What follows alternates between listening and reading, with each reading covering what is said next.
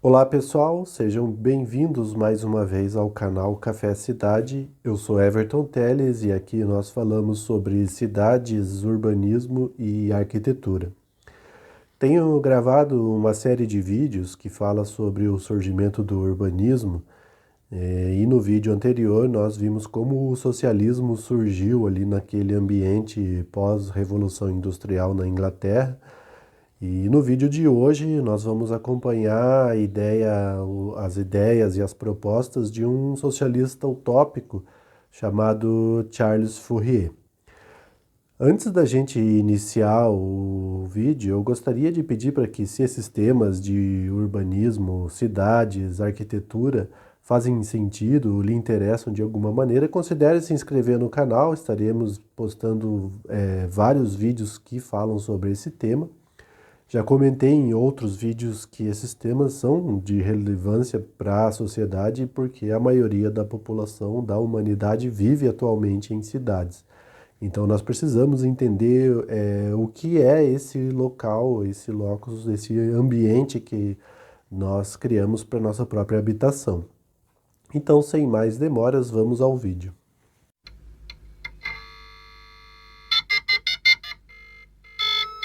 Então, François-Marie Charles Fourier nasce em 1772 em Besançon, na França, e a família dele era uma família de, digamos assim, de classe média, né? O pai dele era comerciante, um homem de negócios, trabalhava com comércio e com negócios nessa região.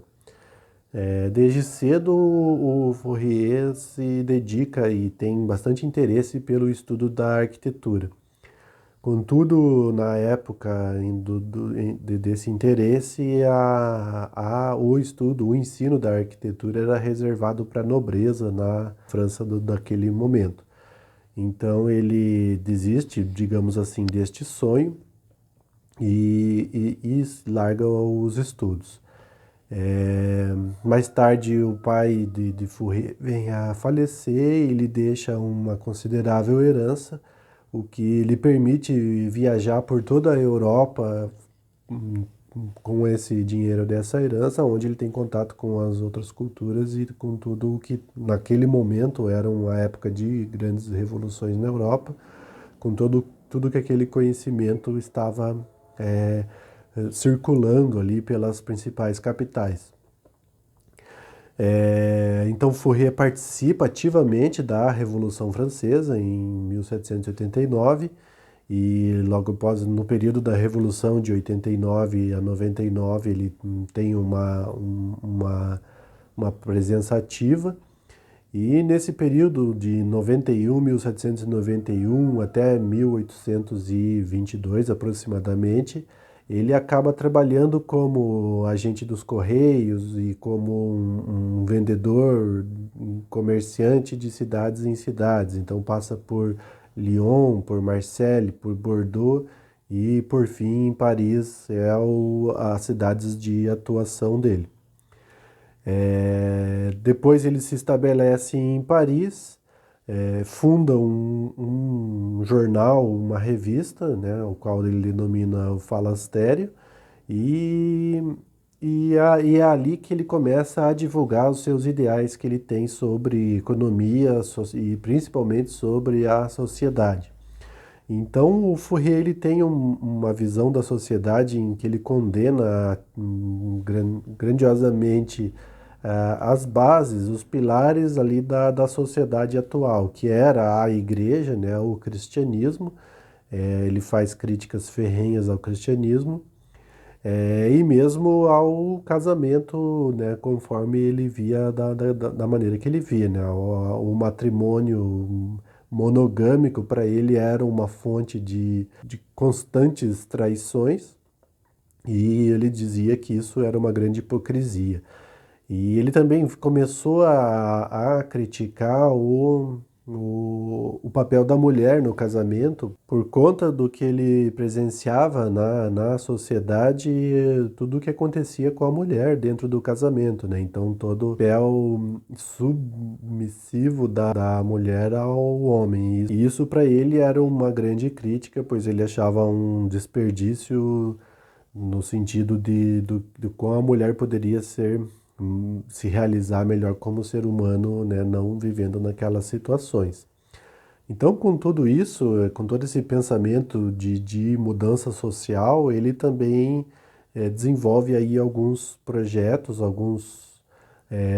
algumas idealizações do que seria um ambiente físico para uma nova sociedade, principalmente numa comunidade, né, baseada, construída, né, e habitando em um ambiente físico, o que ele veio a chamar de falansterios. E Fourier era um socialista utópico, o que fez com que o movimento marxista que estava ocorrendo em Londres, naquela mesma contemporaneidade, se distanciasse um pouco deles, porque não havia e há uma diferenciação entre os socialistas utópicos e o que o Marx veio a denominar como socialistas científicos. Os socialistas utópicos, como Fourier e uma série de outros pensadores que surgem junto com ele ali, eles olham para a sociedade, veem que tem grandes problemas na sociedade, principalmente na relação de trabalho e nas condições de habitação das pessoas nos grandes centros urbanos. E eles propõem uma mudança na sociedade, mas que essa mudança ocorra aí de uma forma mais lenta, mais gradativa, e vá ocorrendo conforme a mentalidade das pessoas vai mudando, vão sendo alteradas, vão mudando em relação a como elas mesmas se tratam. Elas podem construir uma sociedade nova com um novo tipo de ideal, com um ideal mais cooperativista. Então, nesse sentido, os utópicos tinham uma visão mais, digamos assim, romântica, mais idealizada da coisa, que era muito do que os ideais que a gente via em Rousseau, os ideais iluministas de progresso da humanidade. E inclusive até o Claude Nicolas Ledoux, num vídeo que eu fiz atrás, ele também tem um pensamento próximo a isso.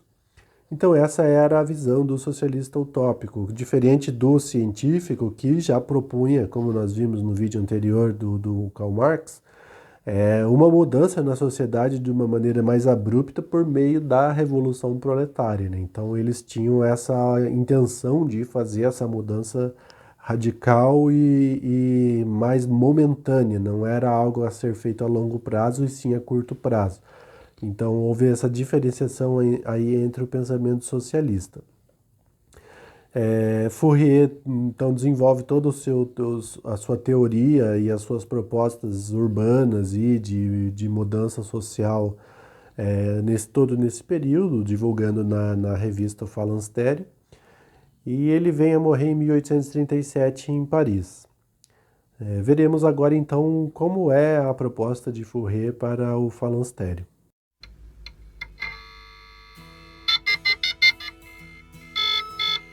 Arquitetonicamente, o falanstério era dividido em algumas edificações. Numa edificação isolada ficaria o teatro, que poderia ser utilizado também como uma ópera. A edificação principal, que era denominada a falange, ela se dividia entre serviços internos, onde eram feitos os trabalhos como de cozinha e lavanderia. Havia também um pátio para caminhadas protegidas pelas edificações para serem usadas no inverno. Neste pátio também havia um paisagismo com fontes e lagos. Uma outra edificação isolada estava a igreja.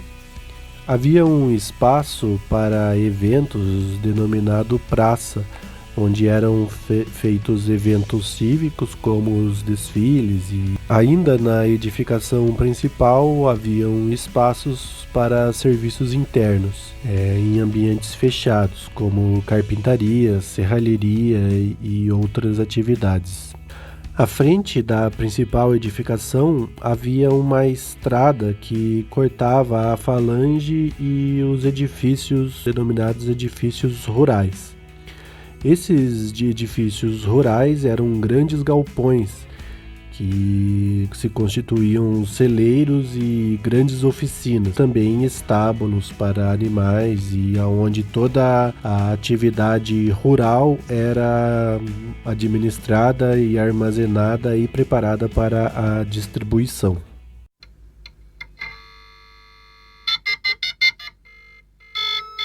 Charles Fourier também desenvolve um plano de como implementar uma cidade. De acordo com ele, deve-se traçar 3 anéis concêntricos. O primeiro anel deve conter a cidade central. O segundo anel deve conter as grandes fábricas e pequenas vilas para os operários e alguns serviços. No terceiro anel deve conter as avenidas e o subúrbio. Aqui é importante fazermos um parente com relação ao significado de subúrbio, onde em países do terceiro mundo o subúrbio significa a periferia das cidades, ou seja, aglomerado de terrenos de difícil utilização, carente de serviços, nos quais o valor da terra é baixo e a rede de infraestrutura chega de uma maneira precária, sendo por isso uma alternativa a classes menos favorecidas devido ao valor do imóvel. Já em países desenvolvidos, os subúrbios são entendidos como áreas de expansão espacial da cidade. Elas são frutos de uma classe média com um alto poder aquisitivo que busca uma localização residencial onde ela desfrute de um espaço confortável e ambientes saudáveis, do ponto de vista de quem habitava em cidades no período da Revolução Industrial. E esses espaços devem ser relativamente próximos ao centro urbano. Os 3 anéis devem ser separados por jardins que devem ter uma vegetação que não encubra a visão de um pedestre, de acordo com Fourier. Toda casa da cidade precisa ter um espaço vazio permeável que tenha a equivalência de uma vez a área construída da edificação. Nas residências do segundo anel, este espaço vazio deve equivaler a 2 vezes a área construída. E nas residências do terceiro anel, esta área deve equivaler a 3 vezes a área construída. As ruas devem estar voltadas para paisagens campestres ou monumentos de arquitetura pública ou privada. O tabuleiro de xadrez, que de acordo com Fourier é monótono, devem ser evitados. Algumas ruas serão curvas, serpenteantes, para evitar a uniformidade. As praças devem ocupar pelo menos 1/8 da superfície de toda a cidade. Metade das ruas deverão ser arborizadas, com espécies variadas. O resultado esperado é que essa cidade promova uma associação de todas as classes, quer seja operária, burguesa ou rica.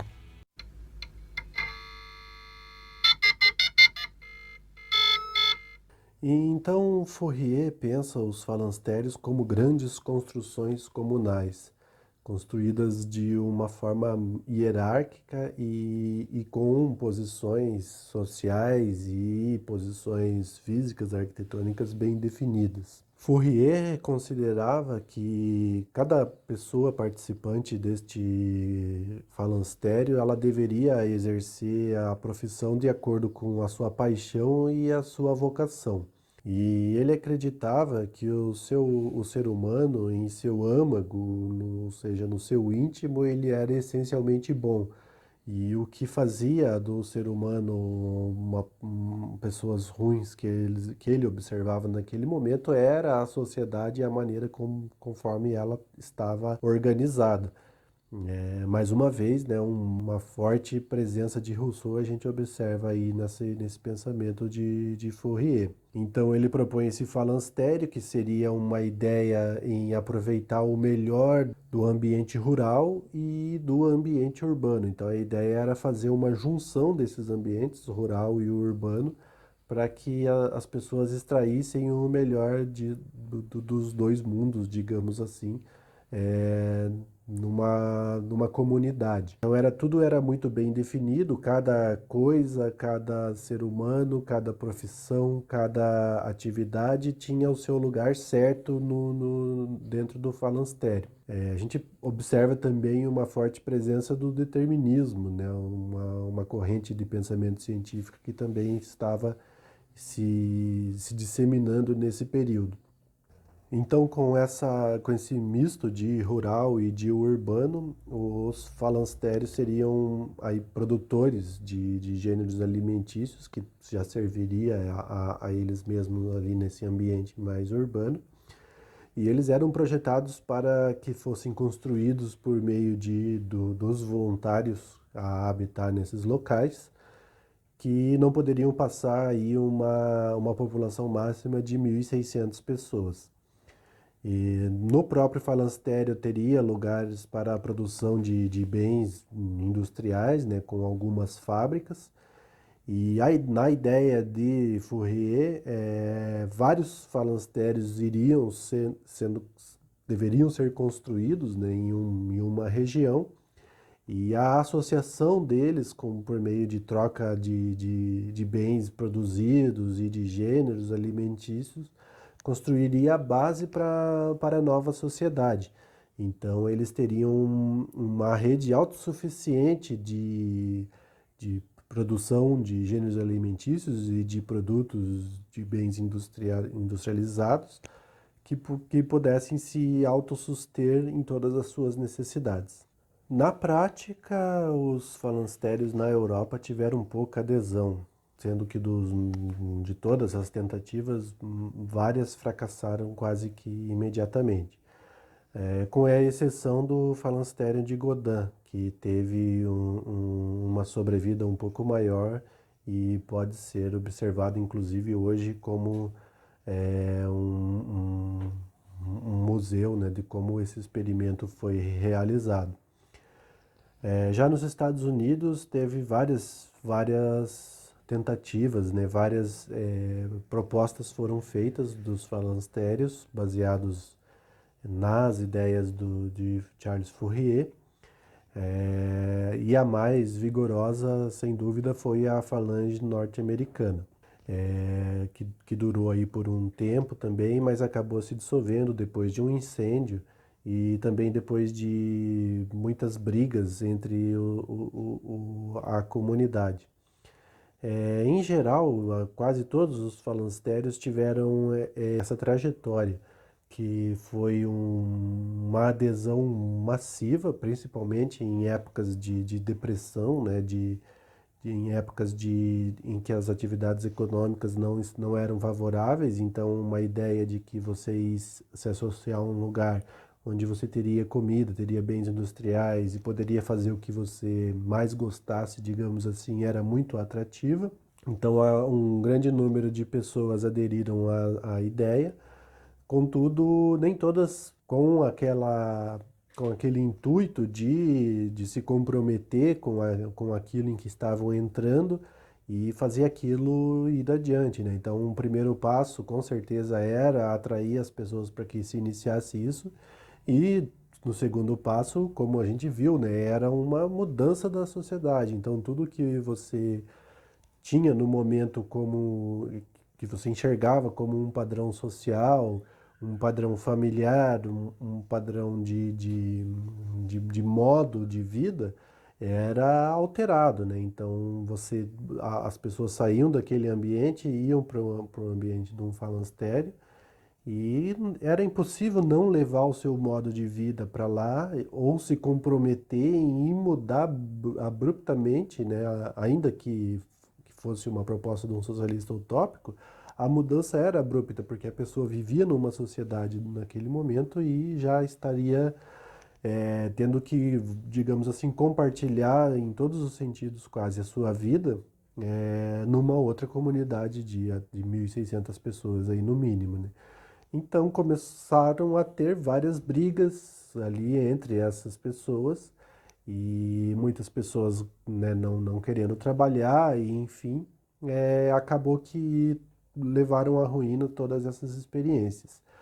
No Brasil, inclusive, tivemos experiências dos falancérios. Então, temos o mais famoso como o falancério do Saí, em Santa Catarina, que teve a mesma trajetória dos demais, né? Uma adesão, e depois, por dissensões internas ali, acabou que se diluiu. E temos também a Colônia Cecília no Paraná.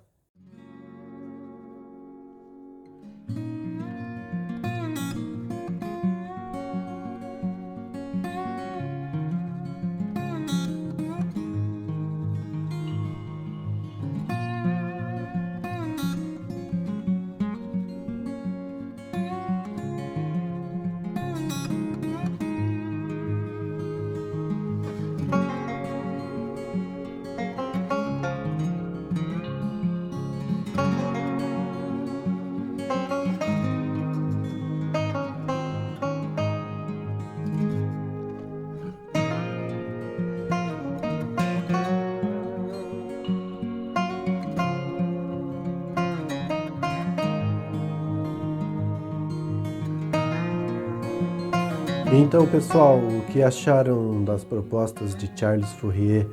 Já conheciam ou se espantaram? Coloquem aí nos comentários o que vocês acharam, né, o que consideram sobre o que ele propõe. O que a gente observa é que o Fourier, além de tudo, né, acima de tudo, ele era um reformulador social.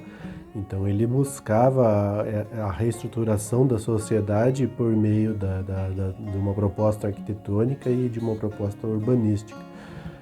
A gente vê isso que a trajetória de todos os falancérios seguiram este rumo de iniciar e já não ter uma sobrevida muito grande e já acabar. A gente cai naquele velho dilema dos limites da liberdade, né? Pois um local onde você adere como um voluntário ali a participar dessa nova reestruturação social e onde você tem toda a liberdade de escolher o que quer fazer pela sua vocação e pela sua paixão, pode incorrer no fato de que um exemplo, um falancério de 1.600 pessoas com limite, a maioria dessas pessoas serem vocacionadas ou estarem ali vocacionadas a fazer tal atividade, e isso pode ocorrer de as outras áreas do falancério, né, os outros setores precisarem de pessoas trabalhando e não ter, né, essas pessoas aí, como chega no dilema da gestão de pessoas, né? Então, embora na teoria talvez seja um discurso até atraente, mas quando eles enfrentaram a prática de gestão de pessoas, acabam que enfrentam esses dilemas. Sem contar o fato do que eu já comentei, de que as pessoas elas estavam vivendo e inclusive continuam vivendo num sistema em que a sociedade levou aí milênios para ir se lapidando e chegar, mesmo naquele momento, de uma estrutura social, né, que vem de uma estrutura mais familiar e de uma estrutura até mesmo das relações políticas, econômicas e sociais, embora estejam em convulsão naquele momento, mas era a estrutura em que as pessoas conheciam. E eles, então, enfrentarem uma busca, uma mudança abrupta, né, neste sentido, acaba que quando a pessoa se depara com o cotidiano, né, enquanto a ideia ainda é muito atraente, né, mesmo porque aquele momento era um momento de depressão social e econômica, né, em outros momentos tivemos isso na sociedade.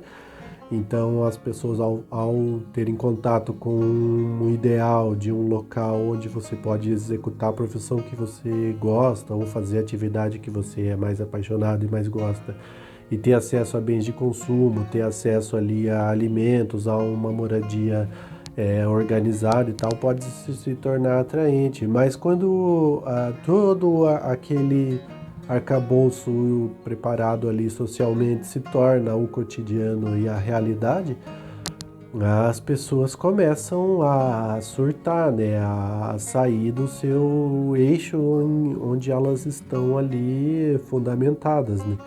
Então, acaba que ocorreu o que ocorreu, né? Finalizando com todas essas propostas dos falancérios, que é a dissensão entre o grupo interno, a falta de comprometimento entre as pessoas e, por fim, né, o fim desse experimento social, digamos assim, né? Então é isso, pessoal. Eu espero que vocês tenham gostado do vídeo. Não deixem de acompanhar o canal. Agora, embora, né, os experimentos sociais baseados nas ideias de Fourier não tenham prosperado, as ideias, muitos dos ideais e do que ele pensou mesmo para as cidades, elas não morreram junto com essas propostas, né? Muitas ideias a gente observa ainda nas cidades de hoje, e outros pensadores, planejadores urbanos que virão a seguir, eles vêm reaproveitar esse conhecimento e estruturar de uma certa forma pouca coisa diferente, mas que a gente observa aí esses pensamentos fortemente adaptados e aplicados às cidades que, inclusive, são as cidades que vivemos hoje. Então não perca os próximos vídeos, vamos continuar abordando aí o urbanismo em sua fase de adolescência, digamos assim, com novas propostas de outros pensadores urbanos. Para isso, se inscreva no canal e ative o sininho para você não perder nenhum novo lançamento de vídeo. Agradeço por assistirem e até a próxima.